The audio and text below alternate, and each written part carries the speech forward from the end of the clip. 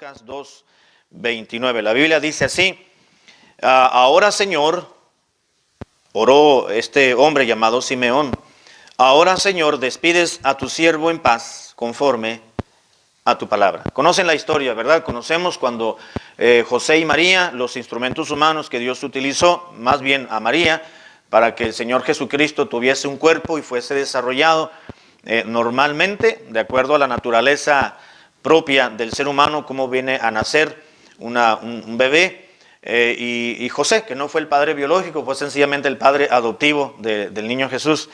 Cuando decidieron ir conforme a la ley estipulaba que la ley de Moisés, que al octavo día de nacido deberían de ir a llevar al templo para ofrecer unos sacrificios para darle gracias a Dios y dedicar a ese bebé y circuncidarlo. Cuando llegaron al templo, ahí en Jerusalén, José y María iban cargando al niño Jesús. Entonces había dos ancianitos, ¿se acuerdan, hermano?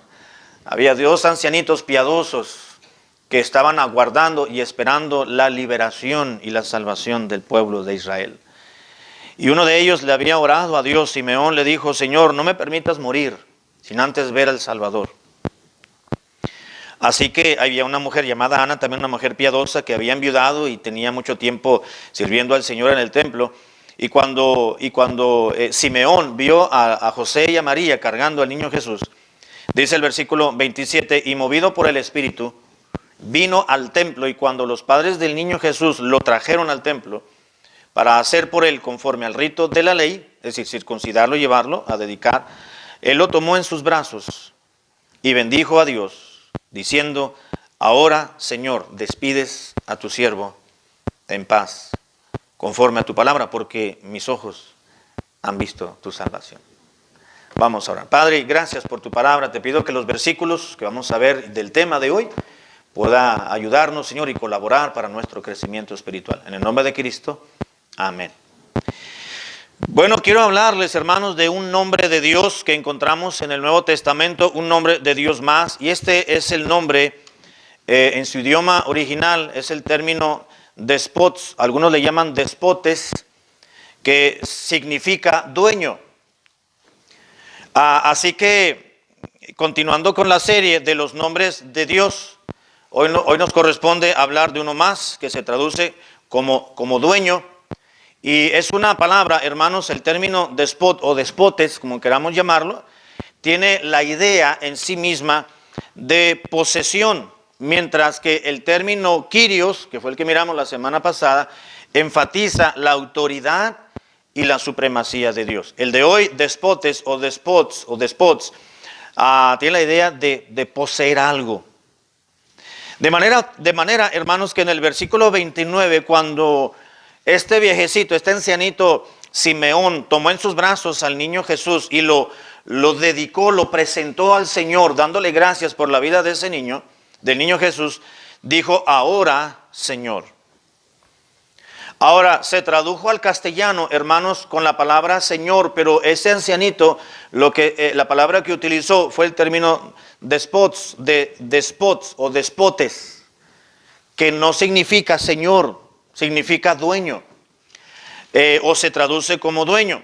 El término Señor es la traducción de este término despots o despotes, pero el término despotes, hermanos, significa sencillamente gobernador absoluto. Habla sencillamente de un amo o de un dueño.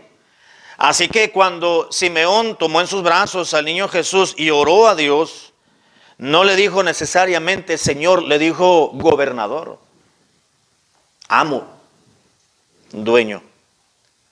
Le dijo en el versículo 29, ahora despotes, le dijo. Ahora amo, ahora dueño del universo, ahora gobernador absoluto de la creación. Era lo que le estaba diciendo ese hombre a Dios cuando tuvo al niño Jesús en sus manos. Ahora, ¿esto tiene sentido, hermanos? ¿Dios es el gobernador absoluto? Claro que sí. Tiene sentido con las palabras y con la idea y con la enseñanza del salmista en el Salmo número 24, Salmos 24, 1 y 2. Conocemos esos versículos, Salmos 24, 1 y 2, donde el salmista, propiamente David fue el que escribió, declaró y dijo: de Jehová es la tierra y su plenitud, el mundo y los que en él habitan, porque él la fundó sobre los mares y la afirmó sobre los ríos. De Jehová es la tierra y su plenitud, es decir, todo lo que hay. Todo lo que hay en la tierra. Y cuando dice tierra, hermano, se refiere al planeta. Y no solamente al planeta, lo podemos entender y lo podemos aplicar, que de Jehová es el universo, porque Dios creó todas las maravillas del universo. El ser humano está tratando de, todavía el ser humano no termina de descubrir y de disfrutar la maravilla de la creación que tenemos en el planeta. Y ya quiere andar descubriendo nuevos mundos. Ahora dicen que ya creen que hay un planeta nuevo, ¿verdad? No lo han visto, es un planeta hipotético, pero solamente porque descubrieron una órbita que sacó de la normalidad las órbitas de los planetas. Y dice, es que eso sucede cuando hay una órbita de otro planeta. No lo hemos visto, pero debe haber un planeta. Y le han llamado el planeta número 9. Y quieren investigar, quieren indagar que probablemente sea un planeta que tiene una atmósfera igual a la de la Tierra. Y bueno, ya empiezan, ¿verdad? Los científicos y las agencias internacionales espaciales a indagar y a buscar. Todo ello, hermanos, si el hombre llegara a encontrar algo más, todo eso le pertenece a Dios. Todo le pertenece a Dios. De Jehová es la tierra y su plenitud. Él es el amo. Y no solamente es el amo, es el dueño, hermanos, del planeta. El planeta tiene marca registrada y es de Dios. Él la registró a su nombre. Él es el dueño, Él es el amo y Él es el patrón, decimos. Pero también, hermanos, es el que gobierna. Porque dice, de Jehová es la tierra y su plenitud, el mundo y los que en él habitan. Es decir, Dios gobierna, hermanos, en la creación. Lo que la creación obedece, hermanos, no es otra cosa más que llevar a cabo, cumplir los mandamientos en las leyes naturales que Dios ha establecido. Eso es todo. El hombre lo que ha hecho solamente, hermanos amados, es descubrir y darle nombre a lo que Dios ya creó. El hombre le puso nombre a la gravedad y estipuló que hay una ley de gravedad que es una atracción hacia la tierra bajo su propio peso. Pero eso lo inventó Dios, lo creó Dios. Nada más que el ser humano le ha puesto nombre. De manera tal, hermanos, que Dios es el que gobierna. Dios es el que dirige este planeta, este mundo, y todas las galaxias y todo el universo. Así que lo que dijo Simeón, hermanos, tenía mucho sentido. Cuando oró a Dios y le dijo, despotes, gobernador absoluto, amo y dueño, le dijo, te doy gracias porque mis ojos han visto tu salvación. Ahora, en el Nuevo Testamento, hermanos, hay algunos 4 o 5 versículos o pasajes donde se nos enseña que ciertos personajes bíblicos utilizaron este término despotes o despots para referirse a Dios como el gobernador. Lo tradujeron como Señor en la traducción, ¿verdad? Pero no es la traducción correcta, pero se estaban refiriendo a Dios como el dueño o como el gobernador absoluto. Uno de esos pasajes es Lucas capítulo 2, versículo 29. En la boca de Simeón, él declaró que Dios es el gobernador absoluto y es el dueño del universo.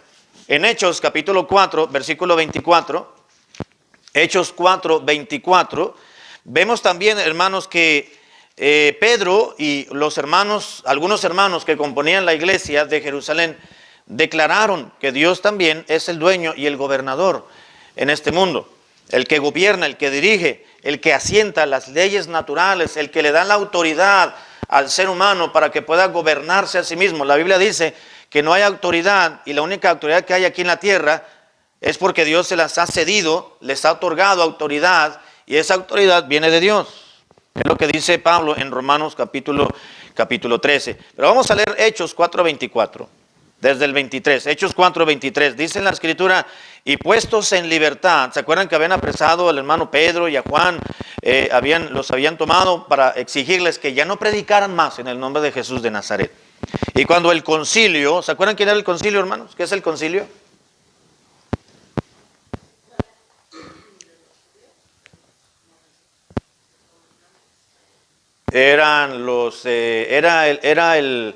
El concilio era el consejo de los judíos más alto y el supremo. Era como la Suprema Corte de Justicia, algo así, ¿verdad? El concilio, o también llamado como el Sanedrín. Exactamente. ¿Y quién lo dirigía? Bueno, el sumo sacerdote, los sacerdotes que estaban en turno, y algunos otros fariseos también, y algunos escribas. Dice, y puestos en libertad, versículo 23, vinieron a los suyos. ¿Quiénes eran los suyos, hermano? Los hermanos de la iglesia, los suyos, los judíos que se habían convertido. Porque para ese entonces todavía no había una iglesia gentil, era la iglesia de Jerusalén compuesta en su mayoría y en su totalidad, por decirlo así, por judíos convertidos. Fueron a los suyos, a los hermanos. Me gusta cómo Lucas expresa lo que seguramente Pedro habrá motivado y expresado también. Fue a los suyos, a los hermanos. Y les contaron todo lo que los principales sacerdotes y los ancianos les habían dicho. Y ellos, habiendo oído, ¿quiénes ellos, hermanos? Los hermanos, exactamente, los suyos, ¿verdad? Parte de los hermanos de la congregación que estaban orando por ellos. Y ellos, habiéndolo oído, alzaron unánimes la voz a Dios y dijeron, soberano Señor, tú eres el Dios que hiciste el cielo y la tierra, el mar y todo lo que en ellos hay. Y bueno, y comienzan hablando para darle gracias a Dios porque Dios les había dado la liberación a estos dos siervos suyos. Pero expresaron, Pedro y los demás hermanos le dijeron en su oración y comenzaron a orar, soberano Señor, tú eres el Dios que hiciste el cielo y la tierra. Ahí se tradujo Señor, soberano Señor, pero el término Señor es el término despotes, que se refiere a Dios como el dueño o el gobernante de todo el universo. Ellos reconocieron, hermanos, que Dios era el gobernante, el dueño. Por eso dice, tú eres el Dios que hiciste el cielo y la tierra, el mar y todo lo que en ellos hay. Por eso le dijeron, tú eres el dueño. Tú eres el gobernante supremo y absoluto de lo que existe, de lo que hay, porque tú lo creaste. Cuando usted y yo, hermanos, nos dirijamos en oración a Dios, tenemos que reconocer sus atributos, pero también sus nombres. No solamente recalcar y decirle, Señor, tú eres soberano, tú eres fiel, tú eres santo, tú eres misericordioso, pero dirigirnos a Dios, Señor, tú eres el gobernador supremo de este mundo. Tú eres nuestro dueño. Tú eres nuestro Salvador y a ti nos dirigimos en oración, porque tú eres el único que tiene la autoridad y la potencia y la supremacía. Recordar, enaltecer, hermanos, los nombres de Dios también. Lo hizo Simeón, lo hizo Pedro, lo hizo los hermanos. En Apocalipsis capítulo 6, versículo 10. En Apocalipsis capítulo 6, versículo 10. Vemos en Apocalipsis, hermanos, una historia como si ya hubiese pasado, porque fue una revelación que Dios le dio al apóstol Juan de las cosas que habrían de suceder. Para Dios, hermanos, toda la historia de la humanidad ya ocurrió, ya sucedió en su mente soberana y presciente. Juan vio lo que Dios le mostró que habría de suceder. Todavía no sucede gran parte de las profecías de Apocalipsis, por eso las leemos cuando leemos Apocalipsis normalmente, hermanos, leemos sobre todo los juicios que son los sellos, las copas y las trompetas, los vamos a leer en tiempo pasado, muchos de esos casos. ¿Por qué? Porque Juan vio eso que había ocurrido. Sin embargo, todavía no sucede. Y en el capítulo 6, versículo 10 dice, desde el 9 dice, cuando se abrió el quinto sello, vi bajo el altar las almas de los que habían sido muertos. ¿Por qué, hermanos? Dice que Juan, cuando fue abierto por el ángel el quinto sello, dice que ahí en el altar, ahí en el cielo, miró las almas de ¿quiénes? De los que habían sido muertos por causa de la palabra de Dios y por el testimonio que tenían. ¿De quién está hablando, hermanos? Dice que vio las almas de hermanos que habían sido sacrificados, martirizados, las almas de los siervos del Señor que habían, dice, ¿en qué estoy? ¿Qué versículo? Gracias, 9, ¿verdad? Las almas de los que habían sido muertos por causa de la palabra del Señor, por haber predicado la palabra del Señor y por el testimonio que ellos tenían. Se está refiriendo a convertidos, a personas que fueron salvas durante el periodo de la gran tribulación. Les mencionaba la semana pasada, hermanos, que en la tribulación no va a haber cristianos que pasen del periodo de la iglesia a la gran tribulación. Los cristianos no van a pasar. Cristianos genuinos, Habrá gente que dice, pues yo soy cristiano, no sé por qué estoy aquí. No, pues es que no eres cristiano. Porque los verdaderos hijos de Dios vamos a irnos a su presencia si todavía estamos viviendo. Pero sí va a haber cristianos en la gran tribulación. ¿Cómo será eso? Porque van a creer en Jesucristo. Dios les va a dar todavía una oportunidad más, pero allí es donde yo les comentaba la semana pasada, algo en la escuela dominical me parece, que allí es donde lo que el Señor Jesucristo enseñó en Mateo capítulo 24. Allí es donde se aplica, no en el tiempo de hoy se aplica ese pasaje donde Cristo dijo, mas el que persevere hasta el fin será salvo. Ese versículo no se aplica al tiempo o en la dispensación de la gracia en la cual estamos viviendo, porque no tenemos que perseverar para ser salvos. La salvación depende de Dios, no de nosotros. Pero el Señor Jesucristo ahí estaba hablando del periodo de la gran tribulación. Aquellos que creerán en Jesucristo, muchos van, y mire hermano, va a haber misioneros va a haber predicadores, va a haber misioneros en la gran tribulación. Dios va a levantar a 144,000 judíos, predicadores del evangelio, que principalmente y mayormente van a estar predicándoles al pueblo judío, mayormente. Porque ahorita está en la plenitud de los gentiles que habla la Escritura. Ahorita Dios está trabajando con judíos y gentiles como si fuéramos un solo pueblo, sin hacer distinción alguna. ¿Por qué? Porque Dios quiso trabajar originalmente con el pueblo judío, pero el pueblo judío siempre lo desechó. Incluso cuando Dios envió a su Hijo Jesucristo, a lo suyo vino, dijo Juan, pero los suyos, los judíos le desecharon. Lo descalificaron, no lo aceptaron como tal. Entonces dijo Dios, ok, vamos a trabajar con los gentiles. Y los judíos, para que puedan ser salvos, igualmente tienen que ser salvos igual como cualquier otra persona y como siempre ha sido la salvación, por fe y no por obras. De forma que en la gran tribulación Dios va a volver a tratar, hermanos, con el pueblo judío. Otra vez en la gran tribulación. Entonces va a haber misioneros. Pero van a ser misioneros, en gran parte serán judíos, van a ser 144,000. No van a ser 144,000 testigos de Jehová. De hecho, los testigos de Jehová se van a quedar en la gran tribulación, porque no son salvos. ¿Mande? A ver si ahí se van a poner en las esquinas a vender atalayas todavía. Esperemos en el Señor que ahí se conviertan para que puedan entender lo que Carlos Russell les dio a entender mal en su propia interpretación. ¿Verdad? Entonces los 144,000 no son 144,000 judíos que está reservado el cielo para ellos.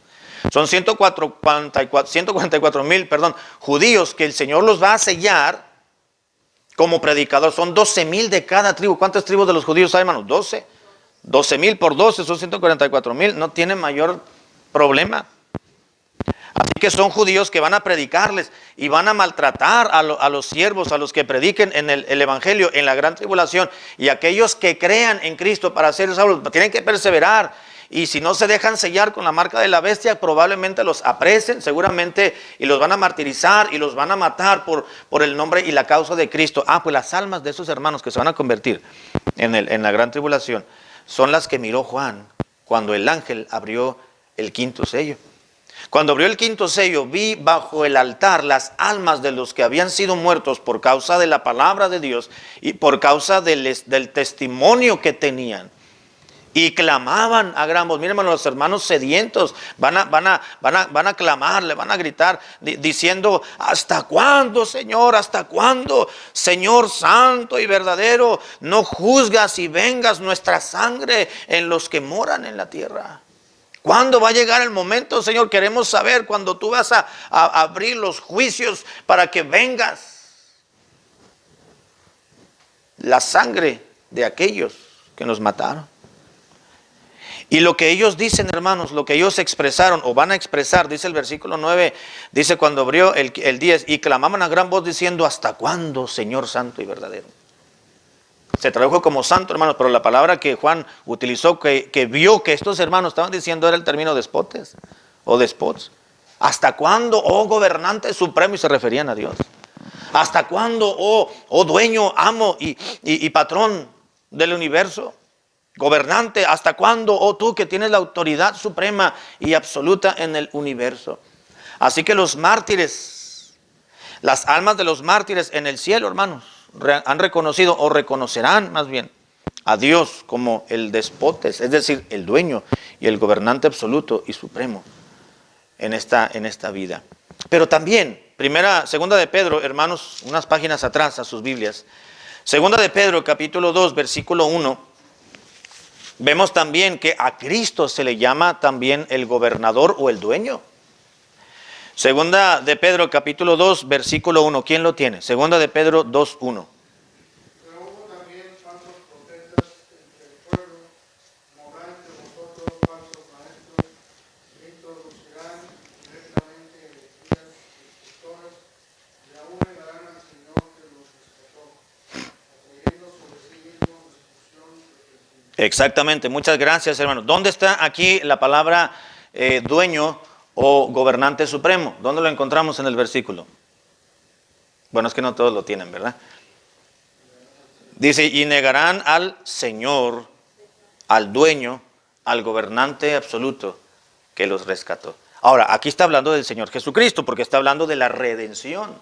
¿Cómo sabemos que habla de la redención? Porque de la redención, porque dice aquel Señor que los rescató. ¿Quién nos ha rescatado, hermanos? ¿Quién nos ha redimido? El Señor Jesucristo. Y no solamente nuestro redentor, es nuestro dueño, es nuestro gobernador también. Y Judas, versículo 4. Un par de páginas más adelantito, en Judas, no tiene capítulo, solamente tiene 25 versículos. Judas, versículo 4. ¿Quién lo puede leer? Judas, versículo 4. Porque algunos hombres han entrado encubiertamente, los que desde antes habían sido destinados para esta condenación, hombres impíos que convierten en libertinaje la gracia de nuestro Dios y niegan a Dios el único soberano y a nuestro Señor Jesucristo. Exactamente. Niegan a Dios, el único soberano, y también a quién niegan. A nuestro dueño Jesucristo. Se tradujo al castellano como Señor Jesucristo, pero es nuestro despotes Jesucristo.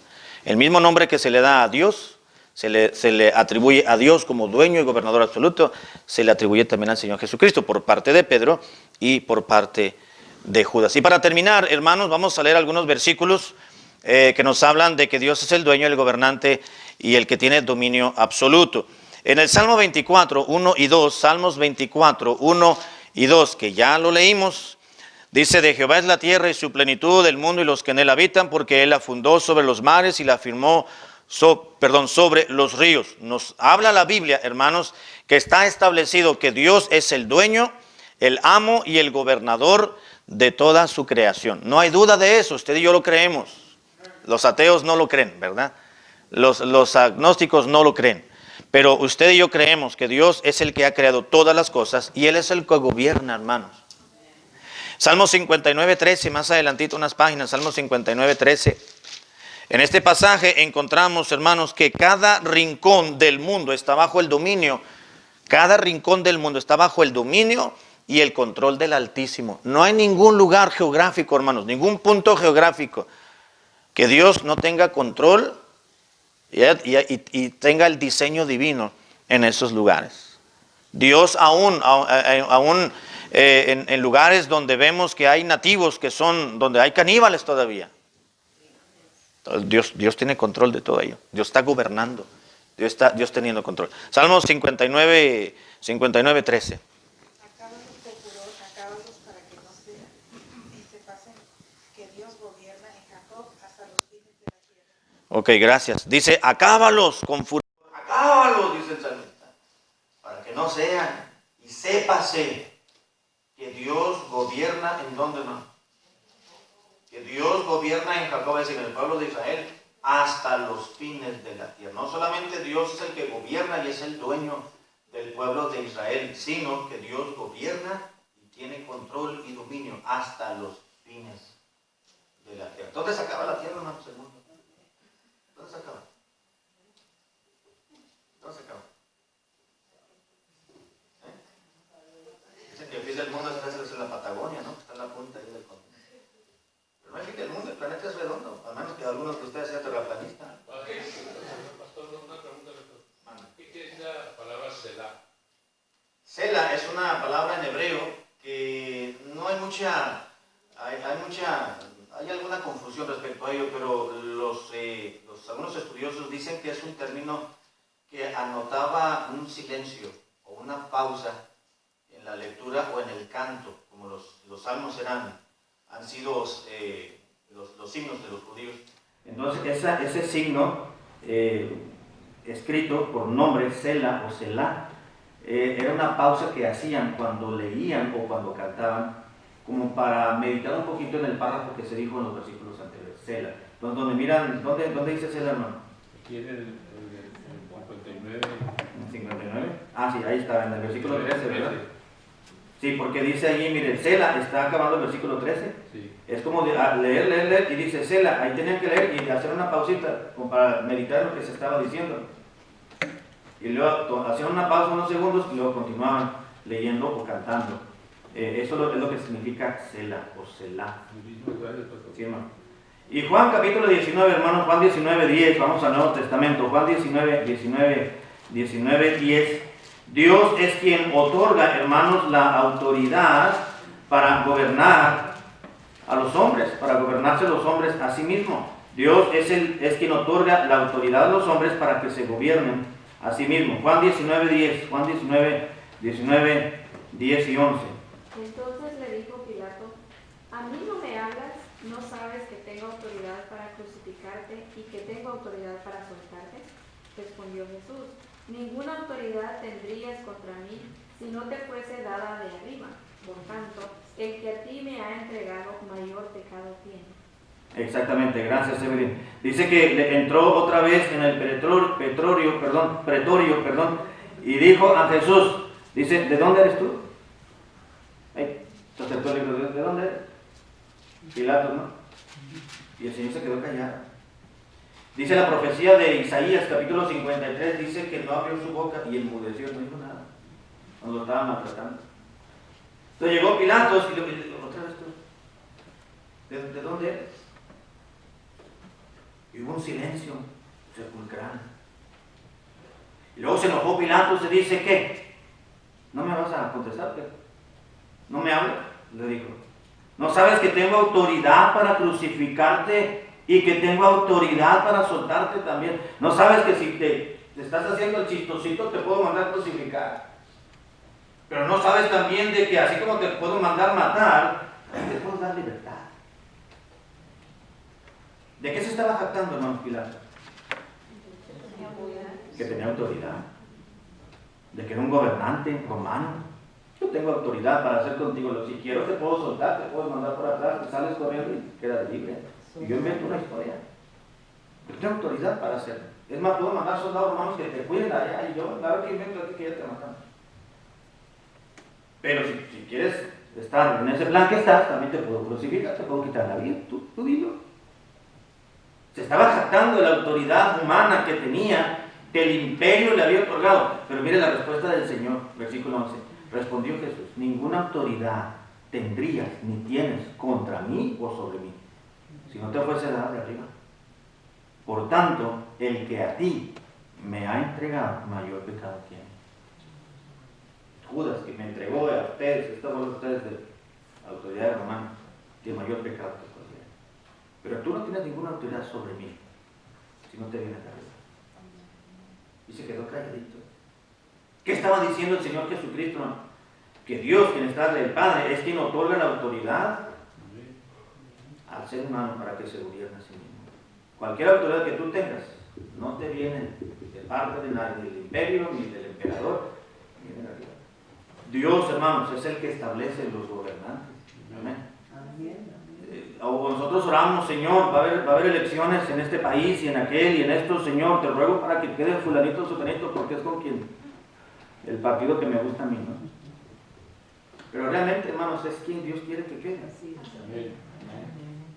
En México ustedes saben que muchos están en contra del presidente que está, pero Dios lo puso, Dios lo estableció.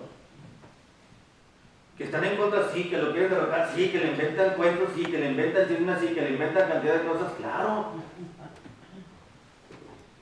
Porque no quieren quieren que haya más corrupción y llega el nuevo presidente con otras ideas revolucionarias, ¿verdad? Que nunca habían tenido y está tratando de poner orden y quién sabe si lo pueda obtener con pocos años de gobierno en el país, pero está haciendo las cosas bien, en la medida que puede.